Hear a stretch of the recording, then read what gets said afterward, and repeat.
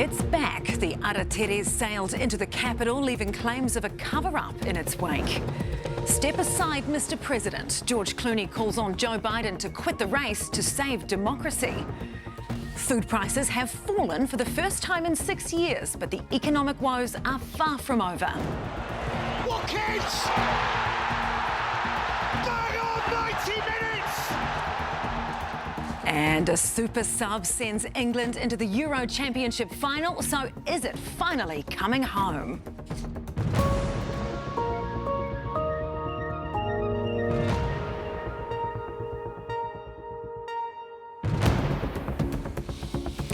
No mai haere, welcome to 3 News. The Aratere returned to Cook Strait today, sailing into Wellington for the first time since its grounding last month. It comes as the Deputy Prime Minister accused Kiwi Rail of a cover-up after a leaked document revealed the grounding was caused by an autopilot fail. Senior political correspondent Jenna Lynch has the story. There she is, the Aratere back on the water, sailing through the Sounds once more and winding her way into Wellington 3 weeks after she got stuck up Cook Strait without a paddle. She just finished her return crossing today, no problems. I was just talking to the master. Everything is just as we expected. The ferry's grounding near Picton last month is still officially unexplained. New Zealand First has claimed the ship was put on autopilot while crew were off getting a coffee. Our understanding is that it was on autopilot when it should not have been, and they couldn't get it off. I know they were there. So there was no coffee, there was no one leaving the bridge. Kiwi Rail, who run the Interislanders, had gone to ground themselves, pointing to 3 separate investigations underway, but today they fronted, denying Peter's allegation of a cover-up. There's no cover-up at all. My message to them is go and bull dust somebody else. A leaked document tells a similar story to Peter's, minus the cup of joe. The leaked safety bulletin says as the vessel passed Mabel Island, the bridge team switched over from hand steering to autopilot. It says at 9:26 p.m, someone inadvertently hit an execute button, sending the ship off course. The bridge team noticed the wrong turn and tried to regain control from autopilot, but failed, leaving her running aground at Titoki Bay. Our ship has a black box equivalent on it, and it records all the data, which says exactly what was happening at the time. So we know what happened, and as soon as we knew what happened, we put that out. Our investigations that are ongoing are telling us why it happened and how it happened. They're having an inquiry more intent on covering their butt than telling us the truth. And we're not putting up with it. There'll be a lot of stories and rumour around what actually did or didn't happen. We have a take investigation up and running and also a Maritime New Zealand investigation up and running. I'll wait to see those formal reports before I pass any comment. Kiwi Rail wouldn't be drawn on whether a key plank of their investigation was finding out if crew knew how to disengage autopilot. Everything that's involved in that ship is part of the investigation. This cannot be possible. It cannot be possible that you're sailing in a narrow strait of water at a critical time at night and the crew don't know this most essential thing. That surely can't be possible. Is that something specific that's been looked into? As I said, everything is being looked into. While the ferry's back on the water, the public is still none the wiser as to why it ran aground in the first place. Christopher Luxon has finally secured his handshake and brief chat with Joe Biden at a dinner at the White House, hot on the heels of superstar George Clooney calling on the president to step aside. It capped off a day of speed dating world leaders and American lawmakers for the PM, who also met a front-runner to be Donald Trump's running mate. Well, our chief political correspondent, Tova O'Brien, is in Washington, D.C. Tova, what do we know about that meeting between Luxon and Biden? Not a lot, actually, Sam. The only thing the Prime Minister told us about that meeting after the dinner was that he had the pleasure of meeting the President and that he expressed his love of New Zealand. Before Christopher Luxon rattled off a bunch of other world leaders he met, like the new British Prime Minister, Sir Keir Starmer. One thing we do know is the dinner went beyond 10 p.m, and that's despite Joe Biden telling governors after that disastrous debate that he would stop scheduling events after 8 p.m. so that he could get more sleep. Christopher Luxon making his White House debut as Prime Minister. Featuring in a NATO family photo alongside the Ukrainian president and above the man of the moment for all the wrong reasons, US President Joe Biden. Are you quite pumped to meet President Biden? Yeah. I mean, I really enjoy meeting the leaders because actually, at the end of the day, we're all wrestling with some of the same problems. And so, last night was great because, as an extrovert, I enjoy those forums. Though Joe Biden's wrestling with very different problems from the other world leaders here at the NATO summit. NATO will always be ready for whatever threats we will face. Should be a clear message we're sending to the world. Former Speaker and longtime Biden ally Nancy Pelosi has suggested the president reconsider staying in the race, but wait until after NATO. I want him to do whatever he decides to do. And that's the way it is. Whatever he decides, we go with.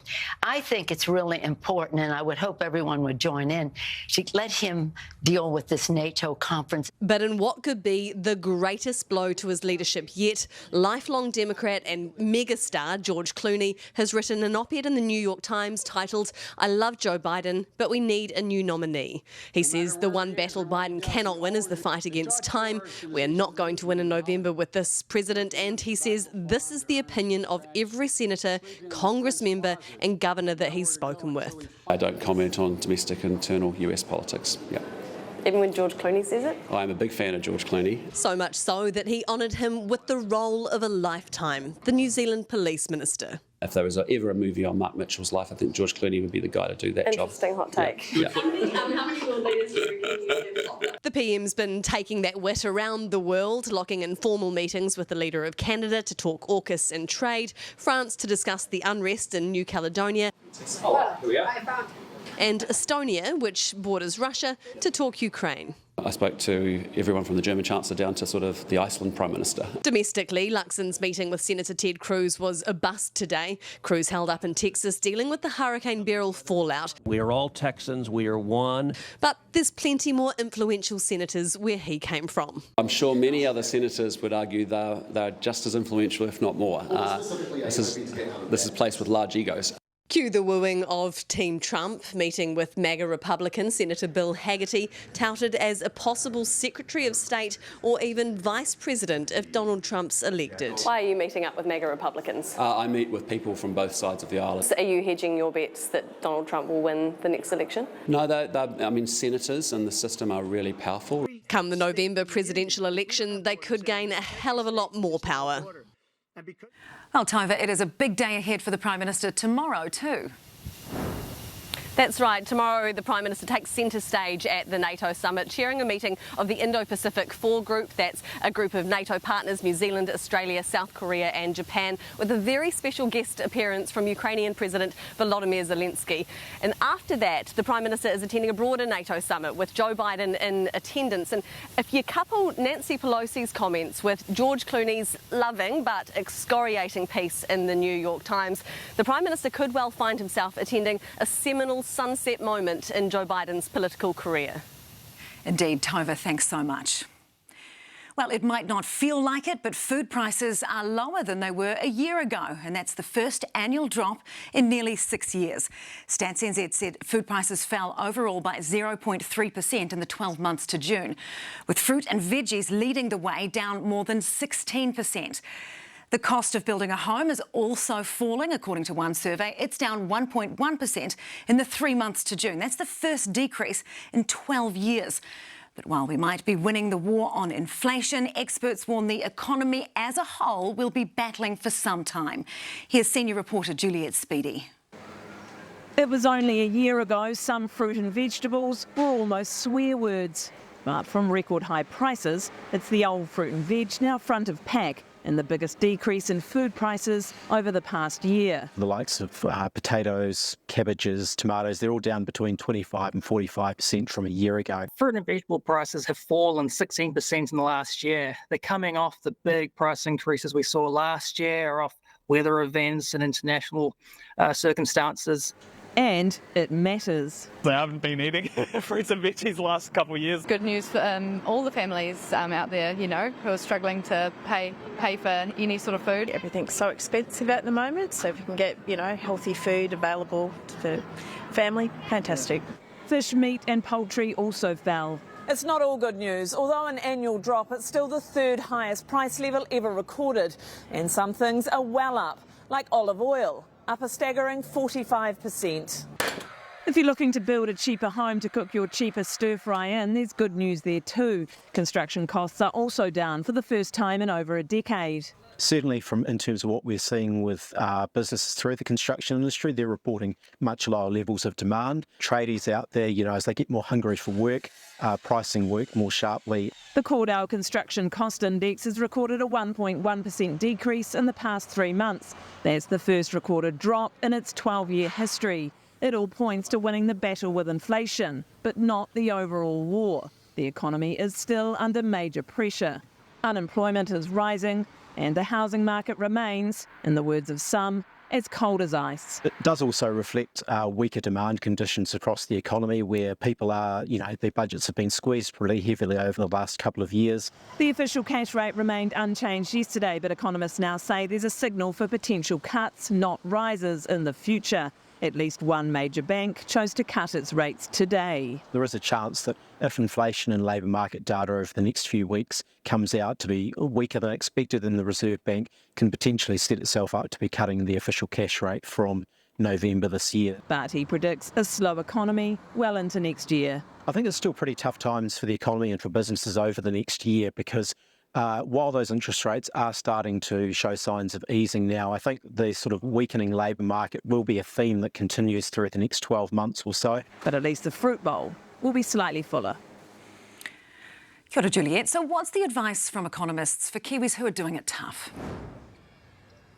Well, Sam, can I start with the obvious, and that's leave the olive oil out of the shopping trolley, because quite frankly, that's more suited to the shelves of Gucci than the supermarket at the moment. But there is hope that those interest rates across the board will start to come down, particularly if that OCR shifts later this year. So the advice from economists is if you are fixing a home loan in the next few months, don't do it possibly for too long, because those interest rates should start to come down certainly next year. So although it will undoubtedly be a tough 6 to 12 months going ahead for many, there is a little light at the end of the tunnel, even if that light for now is just shining on a bag of cheaper potatoes. Ngā mihi, Juliet. Thank you so much. Convicted murderer David Tamihere's bid to clear his name for murdering 2 Swedish backpackers has failed. The Court of Appeal decision released today dismissed Tamihere's claims he was wrongly convicted of murdering Heidi Parkinen and Urban Hoglin in 1989. The 3 judges accepted that evidence from a jailhouse snitch shouldn't have been heard at the trial, but said there was enough other evidence to conclude Tamihere is the killer. The Justice Minister is establishing an advisory group to tackle retail crime. Paul Goldsmith says it'll cost $1.8 million a year for 2 years. And as Laura Tupai reports, the group will be tasked with reducing the number of violent crime victims and the number of youth offenders. Valentine's Day 2023 was the second time Cornway Dairy in Auckland's Ellerslie was targeted by thieves. Cigarettes, drinks, about $8,000 of stock stolen. Today, outside the dairy, the Justice Minister says he has a way to stop it. The formation of a ministerial advisory group to the victims of retail crime. There's been an 86% increase in retail crime over the past 5 years. The Justice Minister has set a goal for the next 5 years. 20,000 fewer victims of serious violent crime and also to see a 15% drop in the number of serious repeat youth offenders. The team of 5 or 6 will be headed by Sunny Koshal, the chair of the Dairy and Business Owners Group. They will advise Paul Goldsmith and Associate Justice Minister Nicole McKee about specific legislative changes. We would have our own KPIs, and of course you would be the best judge. The Kiwis would be the best judge what we are doing. The Minister has clear areas he wants looked at. How can the owners of their businesses protect themselves more effectively? Rules around what security cards can and can't do, and also facial recognition proposals. But the family of the Cornway Dairy wants prevention to be front of mind. We've seen measures that are taken to help the dairy owners when a robbery does happen, but we haven't actually seen any measures that prevents the actual robbery. And he'll be telling the new group exactly that, all while studying law to try and personally make a difference in the area. A lot of the time, these young people, they're suffering from mental conditions, or they feel like they've been betrayed by the government, or they're just not making enough money to get by. and that's why they resort to crimes such as these. This sort of input will feed into the advisory group, whose advice to the ministers will be swift. You would be the first person to come to know as we come up with our first proposal, and that would be in a matter of few weeks. Well, kia ora, Laura. A few weeks sounds pretty fast. Yes, but of course that's just the first step, right? So if the advisory group comes back and they recommend a law change or perhaps the introduction of some new legislation, that process, that could take up to a year. And that's what Labour's Justice spokesperson, Duncan Webb, has really started to criticise. He says if the advisory group was a real solution to the problem, this isn't it. It's not an urgent solution to an urgent problem.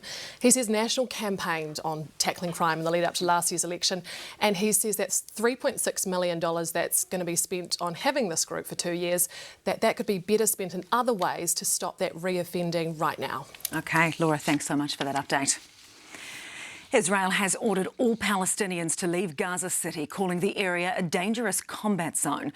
The warning was issued as the military ramps up its operations in the enclave, targeting a fourth school in as many days. Video has captured the moment a missile slammed into the grounds of the Al-Auda school as unsuspecting Palestinians played in the courtyard. Sijal Karia has the latest. It was a moment to savour the ordinary in Gaza, a game of football, inside a schoolyard where dozens had sought refuge, when the chatter and the buzz of the crowd was shattered by the thud of an Israeli airstrike. Screams of panic and terror ensued. The man filming, capturing the crowds dashing in all directions as the dead and dying lay on the ground. I lost 2 of my brothers in this airstrike, this man said. One of them was selling mobile phones when he was killed. The other was 12 years old. Those killed were brought in shrouds to the nearby hospital, where words offered little comfort to those they left behind. At least 29 people perished.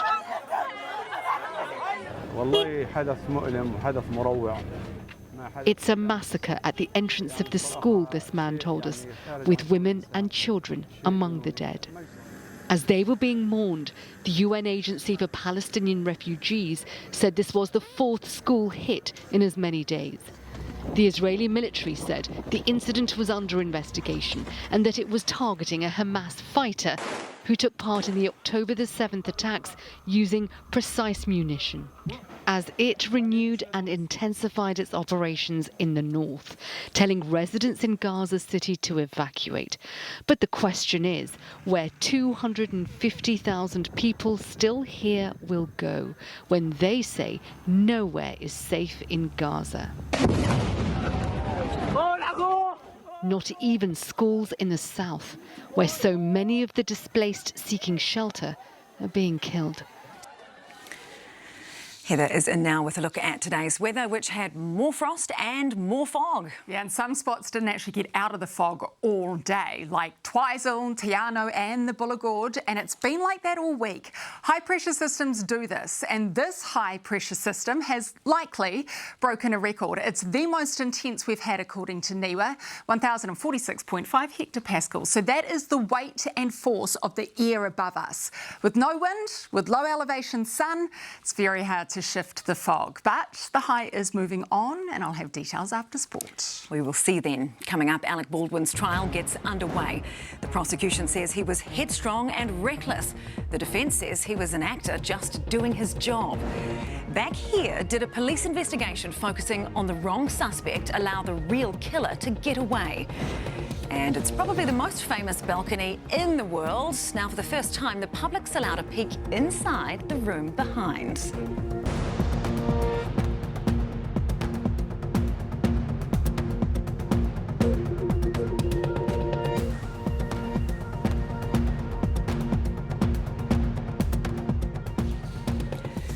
18 years after killing Tokoroa teacher Lois Deer in her classroom, Fetu Tehiko has had his first parole bid rejected. ThreeNews heard from the teacher's family on Sunday when Dia's granddaughter explained how she'd become a teacher in her grandmother's honour. Today, Te Hiko, who is now 41, told the parole board he hates himself for everything he's put the family through and hasn't even thought about being released from prison. Prosecutors have painted Alec Baldwin as a headstrong actor who repeatedly disregarded gun safety standards on the set of his movie Rust. The Hollywood star is on trial for involuntary manslaughter over the fatal shooting of a cinematographer in 2021. But the defence says he can't be held responsible for a live bullet being in the gun. ITV's Ritchie has the latest. A tired-looking Alec Baldwin sat sullenly in court, nearly 1,000 days since fiction turned fatal. State of New Mexico versus Alexander Ray Baldwin. His wife Ilaria and brother Stephen were close by as the prosecution laid out its case. The evidence will show that someone who played make-believe with a real gun and violated the cardinal rules of firearm safety is the defendant, Alexander Baldwin. Baldwin is charged with involuntary manslaughter, something he denies. The actor's lawyers claiming he isn't to blame. This was an unspeakable tragedy, but Alec Baldwin committed no crime. He was an actor acting, playing the role of Harlan Rust. It happened in the US state of New Mexico on the set of the film Rust back in October 2021. Alec Baldwin was holding a gun and rehearsing for a scene. It went off, the bullet killing cinematographer Helena Hutchins and injuring the movie's director, Joel Souza. You were in the room when the lady went. I was the one holding the gun, yeah. Okay, alrighty. What do you need? The actor has always maintained he did not pull the trigger. Well, the trigger wasn't pulled. I didn't pull the trigger. So you never pulled the trigger? No. I would never point a gun at anyone and pull a trigger at them, never. I'm the armor, or at least I was. The film's armourer, Hannah Gutierrez-Reed, had brought live bullets onto set, something that should never happen.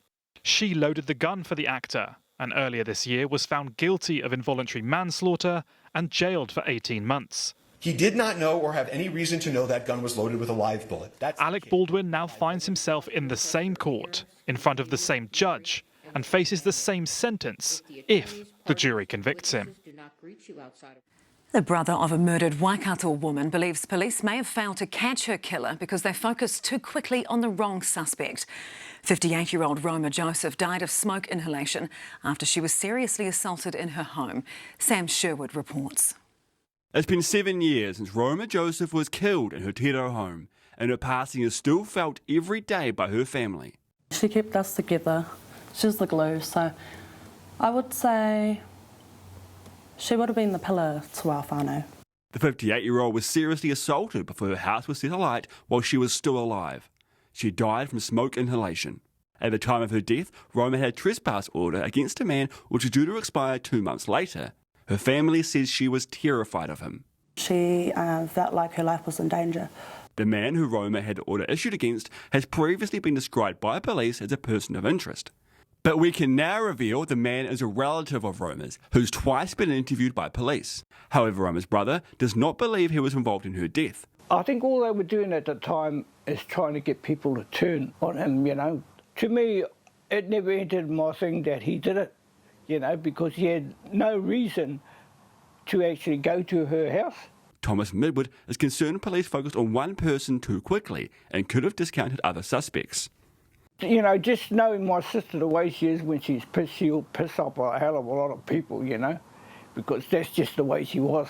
The Joseph family, however, continue to struggle with how she died. A lot of us are very upset, still unsettled. Some of us are very angry. Justice needs to be served. Consequences need to be given. It will give a lot of people relief, really, and most of all, her rest. She needs her rest. And finally put to rest an unsolved crime that rocked a small Kiwi town. Coming up, how's this for a room with a view? The east wing of Buckingham Palace, where the royal family waits before its biggest occasions, and now anyone can pop in for a look. It's a decision that's bound to spark arguments across the motu. Who makes the country's best donuts? And later in sport, why Scott Robertson has resisted the urge to change his All Black side for the second test against England. This is 3 News. If you've just joined us, here are our top stories so far tonight. Food prices are 0.3% lower than they were last year, the first annual drop in 6 years. Fruit and veg led the way, down 16.1%. Christopher Luxon has finally secured his handshake and a brief chat with Joe Biden at a dinner at the White House, hot on the heels of superstar George Clooney calling on the president to step aside. And convicted murderer David Tamihere has failed in his bid to clear his name for murdering 2 Swedish backpackers. For the first time since it was built almost 2 centuries ago, visitors will get to tour the private rooms behind Britain's most famous balcony. Internally, it's simply called the East Wing, but for most people, it's the most photographed facade of Buckingham Palace, where the royal family gather before stepping out to see the public. ITV's Chris Shipp reports. It's part of Buckingham Palace that monarchs have used for 175 years, but until now, it's been out of bounds to the public. It might have a rather unglamorous name, the East Wing, but the decor is anything but. Oil paintings of Queen Victoria through her life and tall Chinese porcelain pagodas in every corner. And it's from here you walk into the centre room for an appearance on the most famous balcony in the world.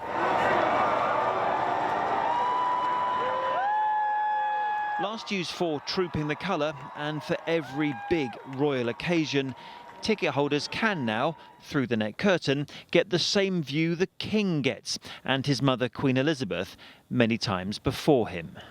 The addition of the balcony was actually Prince Albert's idea, because he felt it was a way of the royal family engaging with the public, which is still relevant today. It was first used in 1851 at the start of the Crimean War, when Prince Albert and Queen Victoria went onto the balcony to wave the troops off. Obviously, VE Day 1945 is another momentous occasion. The East Wing of Buckingham Palace is the most photographed and most recognisable, but it's actually the newest wing. Queen Victoria and Prince Albert decided they needed even more space for their growing family. But in order to build all of this, they had to move something else. There was a rather large arch in front of Buckingham Palace. What we now call Marble Arch had to be moved brick by brick to where it stands now at the end of Oxford Street. To pay for their new wing, they sold Brighton Pavilion, George IV's seaside resort, for £50,000. King George loved Asian art, and all of it, including 42 fireplaces, ornate clocks and even these curtain poles, was stripped out and carted up to London. The East Wing is the first part of Buckingham Palace to be completed in its decade-long refurbishment programme.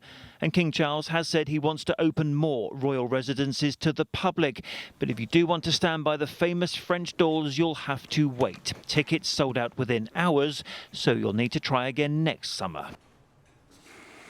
2 NASA astronauts stranded in space have had their return to Earth postponed indefinitely. Sunita Williams and Butch Wilmore were only meant to be on the International Space Station for just over a week in June. However, an issue with Boeing's new Starliner capsule means their flight home has been repeatedly delayed. The pair say they are confident they will get home eventually. A determined pensioner has gone to great lengths to get Ashburton Council to do something about her neighbour's noisy dog. Christine Sanderson was even trespassed after playing a recording of the dog's howls outside the firm that handles dog complaints. But inspectors say despite dozens of visits, they're yet to hear a peep. Nadine Roberts reports.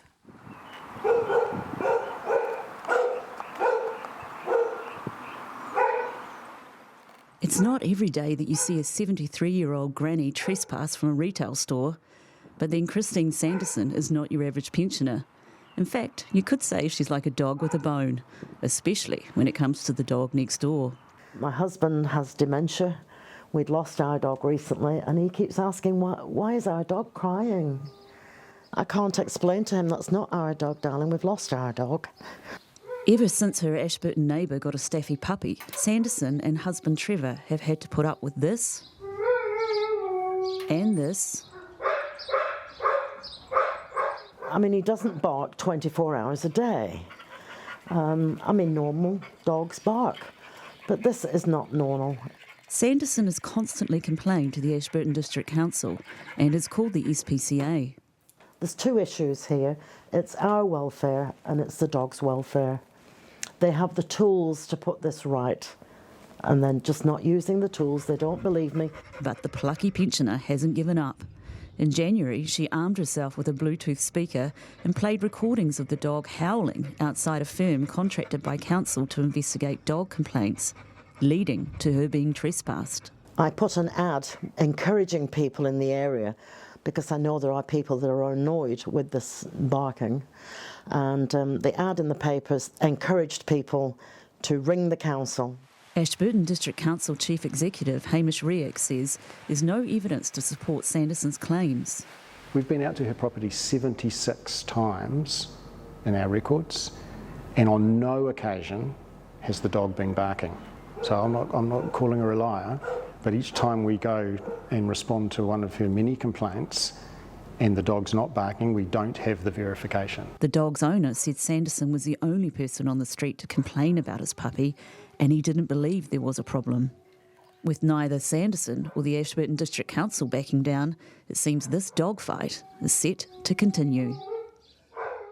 Well, Ollie is in next with sport, and Scott Robertson is going to play it safe, keep the AB's team the same for the second test. Yeah, pretty much, Sam. Just a one injury-enforced change, really, with Finlay Christie starting at half-back. TJ Pettinatta's knee just no good. He'll be out for the next couple of weeks. Other than that, he's stuck with what one in Dunedin. You can kind of understand it. He wants to build a bit of cohesion. It wouldn't make a whole lot of sense for Scott Robertson to just make a whole lot of changes after just one win. He needs to start building combinations, build some of that cohesion. That's why he's playing it safe this week. We'll have more on Robertson's side to face England next. Plus, they left it until the last moment, but England scrape home in the Euro semi-final, giving the Three Lions another chance to bring football home. And Lulu Sun's run might have ended, but our double stars continue to fly the Kiwi flag at Wimbledon.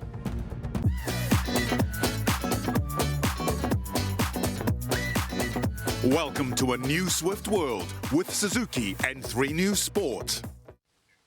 Cohesion over change is how Scott Robertson has approached his second team naming, with just the two changes from the side that won the first test.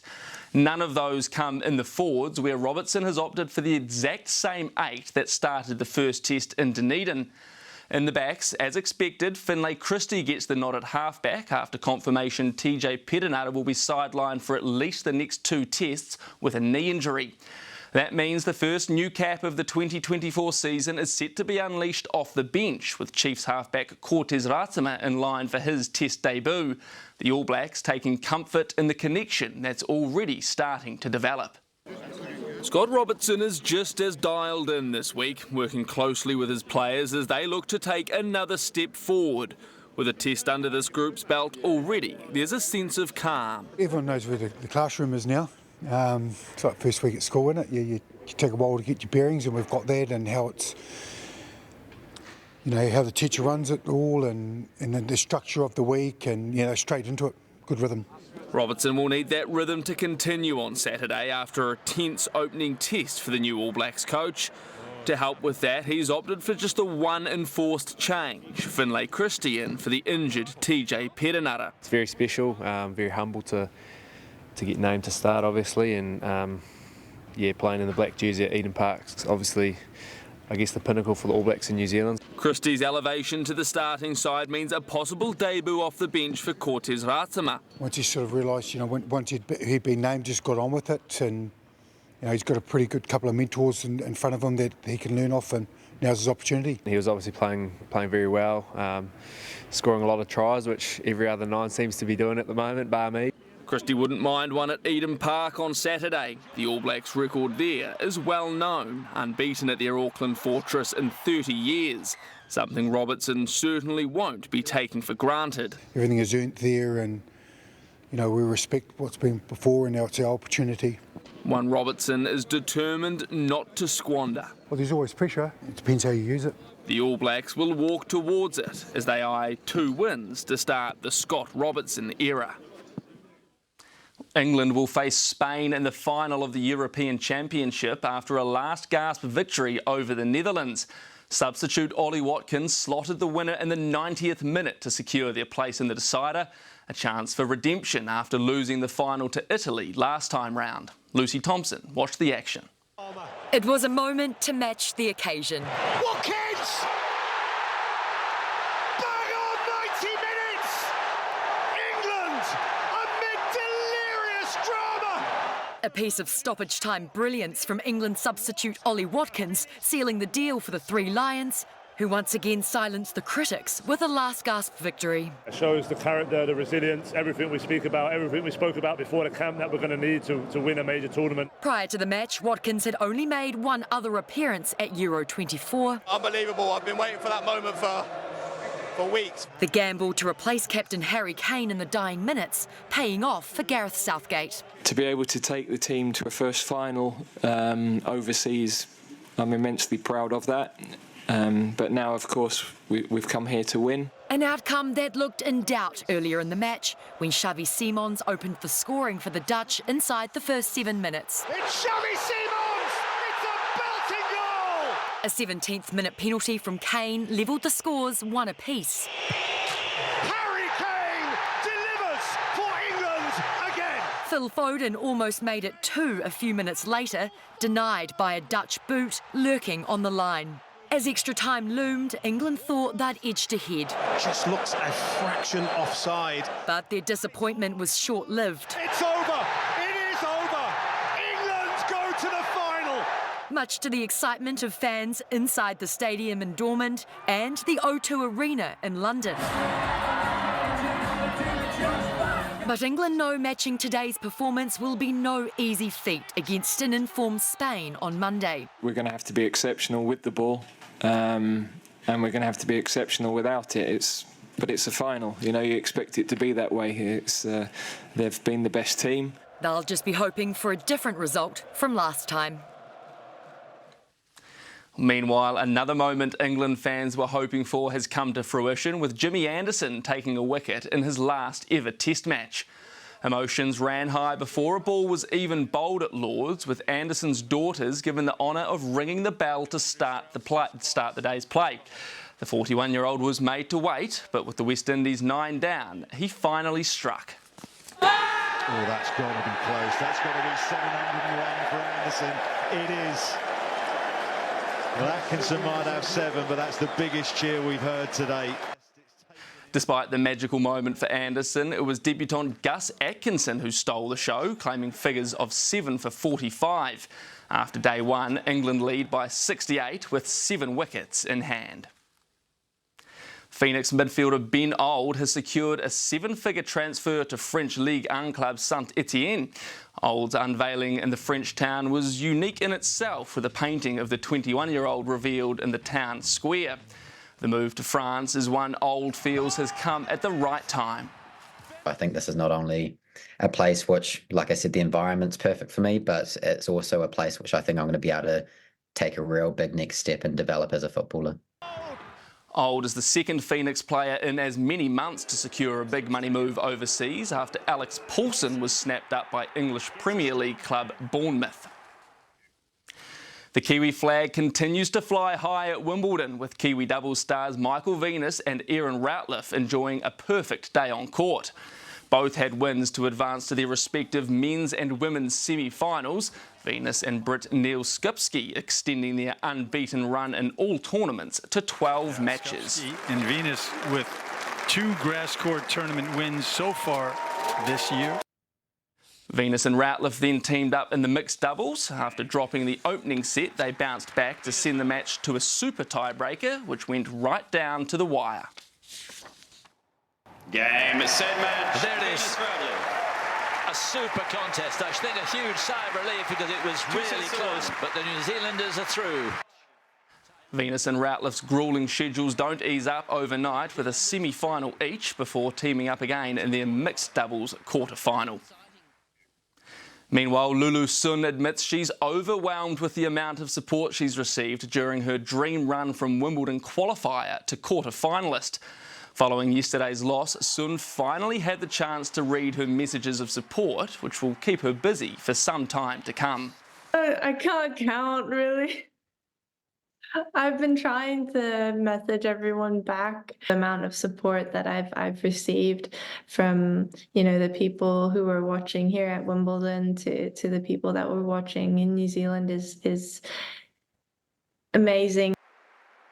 Sun has confirmed she'll skip her next scheduled event in Hungary to concentrate on doubles ahead of teaming up with Erin Routliffe at the Paris Olympics. I cannot wait for that. I think she's going to go incredibly well at the Games. Good to see her focusing on the doubles now. Yeah, it's going to be fantastic. And it's not far away, under a couple of weeks for the Olympics. Weeks to go. Maybe she's a chance of a medal. There's a wee Ollie tidbit for you, Sam. I hope so. We will see how she goes. Thanks so much. A lion with 3 legs has made what researchers believe is a record-breaking swim in western Uganda. Jacob and his brother Tibu swam 1.5 kilometres through treacherous waters at night in the Queen Elizabeth National Park. What makes it even more remarkable is that the river is crocodile and hippo infested. Researchers believe the pair are risking life and, well, more limbs to search for females. A man in China has been detained for attempting to do a live reboot of the movie Snakes on a Plane. The audacious smuggler was caught trying to sneak more than 100 snakes into Shenzhen by shoving them down his pants. He was stopped while trying to pass through the nothing to declare lane. Well, it is time now for 3 News weather. Heather's having a little giggle. It's time to say goodbye to these calm days. I wasn't expecting What was he thinking? I don't know. Yeah, it was never going to work out, was it? The snakes down the pants, on the plane. Terrible. OK, I'm composed. Yeah, there's a low off East Cape. It's producing large waves with a warning in force from tomorrow till Saturday morning for Hawke's Bay, Mahia Peninsula and Gisborne. That same system delivers showers out east and will increase the level of wind. But the next real active weather comes from this large trough. We're likely to see gale nor'easters for Northland, heavy rain for Northland, Auckland, Coromandel and Western Bay of Plenty. Tomorrow's forecast is next.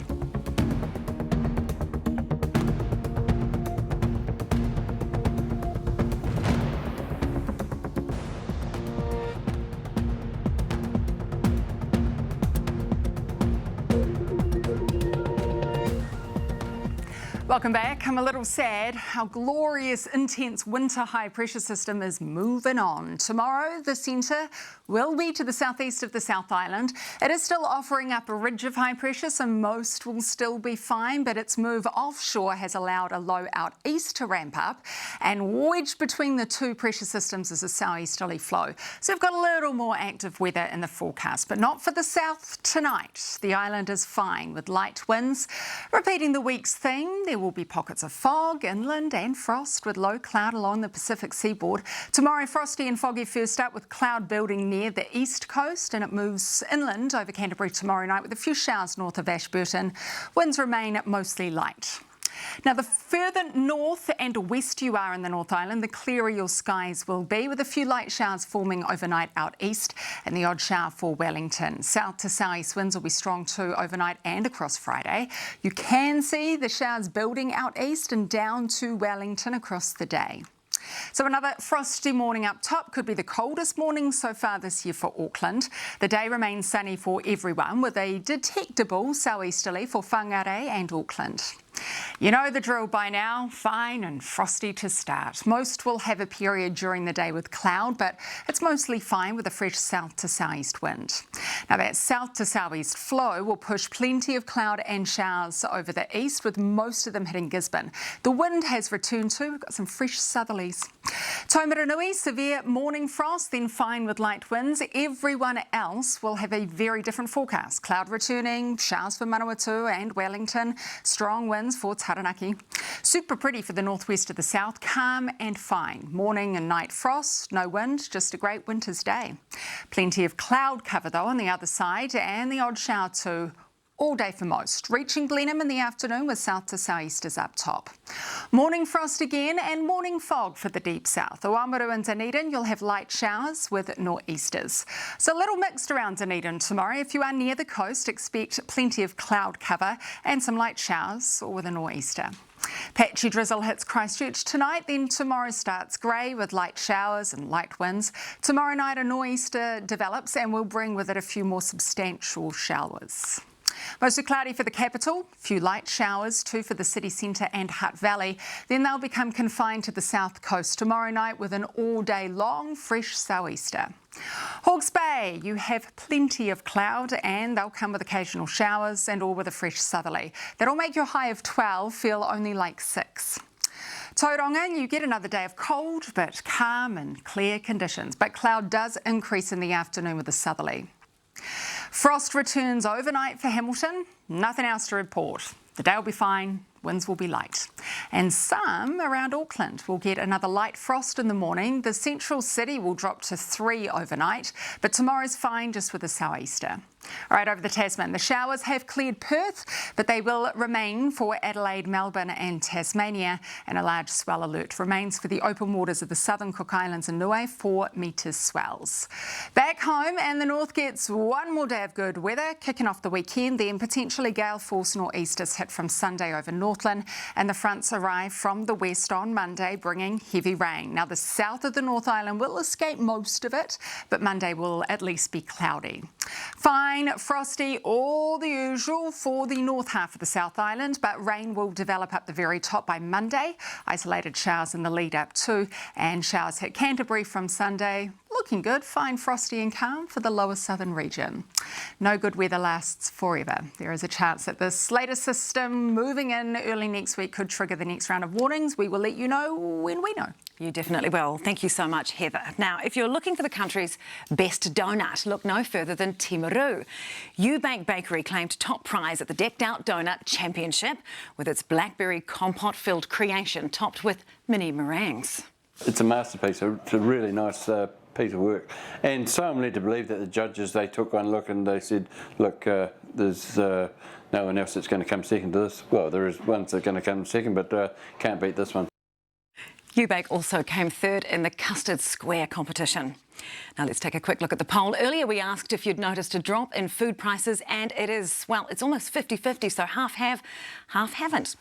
And that is 3 News for tonight. Thank you so much for joining us. You can get in touch with us by emailing newsroom@stuff.co.nz or head along to the Stuff website. I'm Samantha Hayes, and we'll see you again tomorrow.